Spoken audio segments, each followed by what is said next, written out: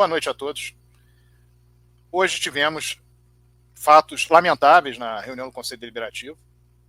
Inicialmente, é importante dizer aquilo que saiu na mídia, o que aconteceu, o que teria acontecido, para uma discussão minha com o presidente do Conselho Deliberativo.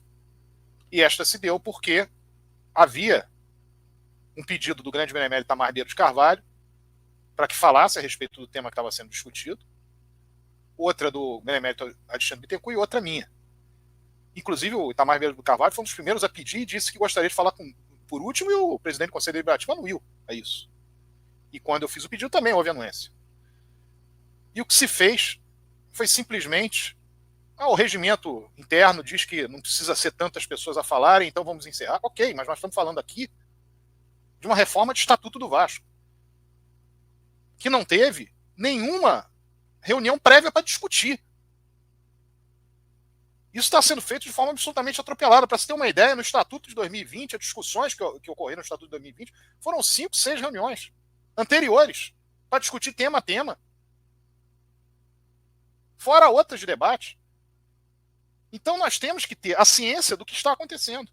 Vários pontos ali foram colocados como de problemas que o Vasco pode vir a ter, e foram postos outros que tangenciam o fato de que da maneira como está sendo, como foi posto o Estatuto do Vasco, é para facilitar o caminho para a passagem da SAF em AGE, numa outra reunião de Conselho Deliberativo, quando for um tema abrangente de quem poderia comprar o Vasco.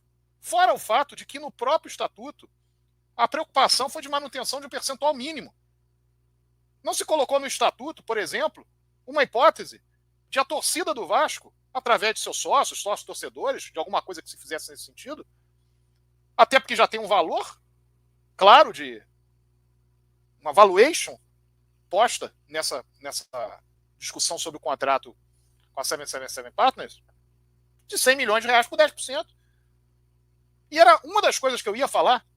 Por que não o Estatuto dar oportunidade, mesmo que seja uma disposição transitória, durante 180 dias, para que o torcedor do Vasco, o associado do Vasco, quando eu digo torcedor, mas nessa função de associado do Vasco, de sócio torcedor do Vasco, que ele venha a adquirir ações do clube e tenha um percentual, se isso chegar nessa discussão. Mas não há discussão, há simplesmente um caminho para que o Vasco feche com uma empresa que foi dada exclusividade a ela.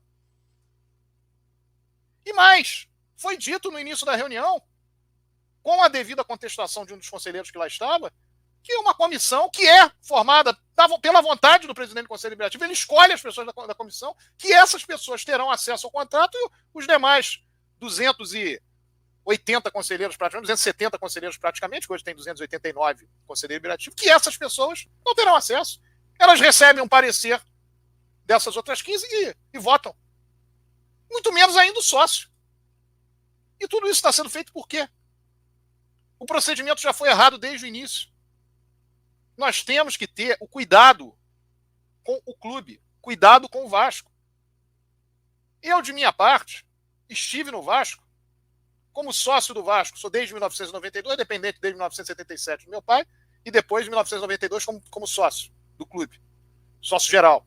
Tornei remido em 2017, participei do Conselho Deliberativo do Vasco de 2001 até 2011, não participei do treino em 2011, 2014, 2017, 2020, já como permaneço até hoje.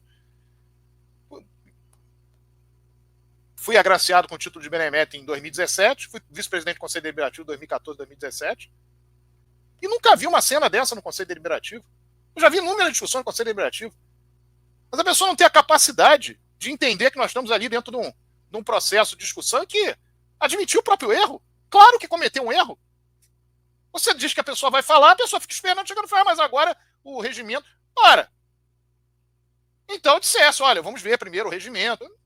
Então você, no fundo, caçou a possibilidade da palavra de 3 pessoas. Isso é muito negativo para qualquer tipo de debate.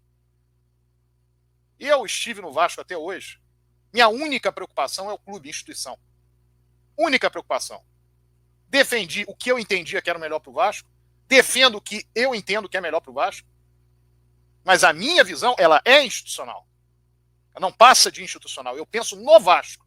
E eu vejo o Vasco desprotegido. Eu vejo o Vasco passando por um momento em que muita coisa pode vir a ocorrer de maléfico com o clube, porque simplesmente não se tem um debate sério, aprofundado de tudo isso que está acontecendo. É claro que o Vasco tem outras opções, é claro que o Vasco tem outras alternativas, e é claro que a pior alternativa de todas é o Vasco vender o seu futebol, e em vendendo o seu futebol, dando controle acionário a terceiros, o Vasco ficar em posição de negociação posterior, sempre de inferioridade. Porque a grande receita vem do futebol. Se uma parte fica com a grande receita e ela entra zerada e o clube e a associação civil permanece com a dívida, embora haja o devedor solidário, depois subsidiário, o patrimônio do Vasco, na prática, corre risco. As negociações futuras que o Vasco pode ser obrigado a fazer serão em benefício do outro parceiro, do outro lado, melhor dizendo. Tudo isso tem que ser devidamente pensado. Está se passando uma ideia para o torcedor do Vasco, primeiro, como não tem outra alternativa, e segundo, que essa alternativa resolve os problemas do Vasco e ela cria problemas para o Vasco. Então, a minha missão, a minha obrigação como benemérito do Vasco é alertar tudo isso, e a minha vontade na fala era passar para o torcedor do Vasco que ele pode abraçar o Vasco na qualidade de sócio, sócio-torcedor, e ele pode ter o direito, se lhe for dado esse direito, de ele ser o dono do Vasco. E não terceiros, não americanos ou estrangeiros de qualquer ordem, ou pessoas estranhas ao Vasco. Fica esse recado e a minha preocupação a respeito de tudo isso que está acontecendo nesse momento. Abraço a todos, saudações vascaínas, casaca.